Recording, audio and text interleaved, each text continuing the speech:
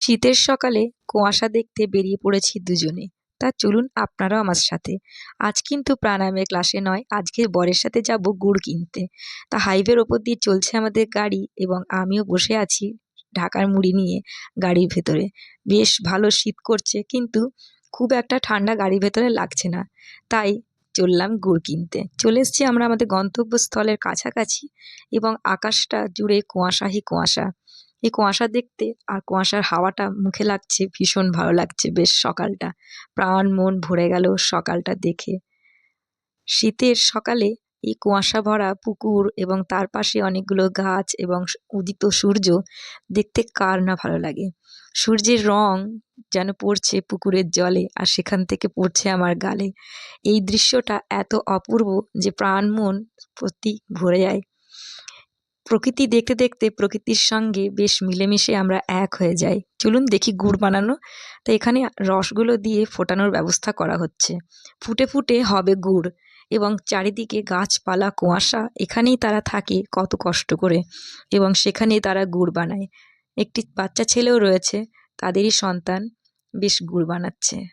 সকালের সূর্য পুকুর পাড়ে উঁকি দিচ্ছে এবং গাছগুলোর ফাঁকে ফাঁকে যেন জানাচ্ছে সকাল হয়েছে, ঘুম ভাঙো। এখানে আমরা ব্যাগ নিয়ে বোতল নিয়ে চলে এসেছি, কোটো নিয়ে গুড় কিনবো এবং রস নেব। গুড় তো অনেক কিছু দিয়েই খাওয়া যেতে পারে, কিন্তু রসটাকে দেখা যাক কী করা যায়। এমনি খেলে তো আমার গলা ব্যথা হয়ে যায়, একটু ঠান্ডা লেগে যায়, কেননা এটা ভীষণই ঠান্ডা খেতে।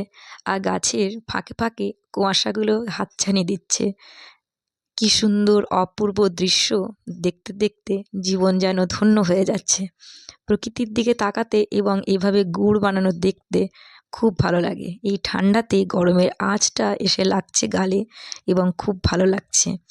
এখানেই আমাদের ভিডিওটা চলছে এবং সৌন্দর্য দেখে প্রাণ মন ভরে যাচ্ছে। এটা এখনও চালানো হয়নি উনুনটা। গুড় কীভাবে তৈরি হয় সেটাই আমরা দেখছি এখানে দাঁড়িয়ে দাঁড়িয়ে। রসটা ফুটিয়ে ফুটিয়ে একদম ঘন করা হওয়ার পর কিছু রাখা হয় লিকুইডভাবে এবং কিছু পাটালি গুড় বানানো হয়। এখানে এই দিদি আমাদের মেপে মেপে দিচ্ছেন ওজন করে করে, যে আমরা কতটা গুড় নেবো। অবশ্য এখানে অনেকেই আছে, শুধু আমরা নেই। এখানে অনেকেই এসছে গুড় নিতে বিভিন্ন জায়গা থেকে। যারাই যাচ্ছে হাইওয়ের ওপর দিয়ে তারাই দেখতে পেয়ে এখানে দাঁড়াচ্ছে এবং এখান থেকে গুড় নিচ্ছে। এই গুড়টা খেয়ে দেখব বাড়িতে যে কেমন। এই যে এখানে রাখা রয়েছে টিনে করে এবং ওজন করা হয়ে গেছে।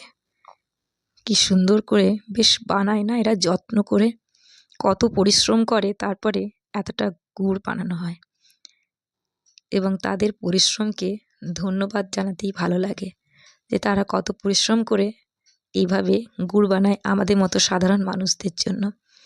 তাই এইসব মানুষদেরকে ধন্যবাদ জানানোটাই আমাদের ন্যায্য।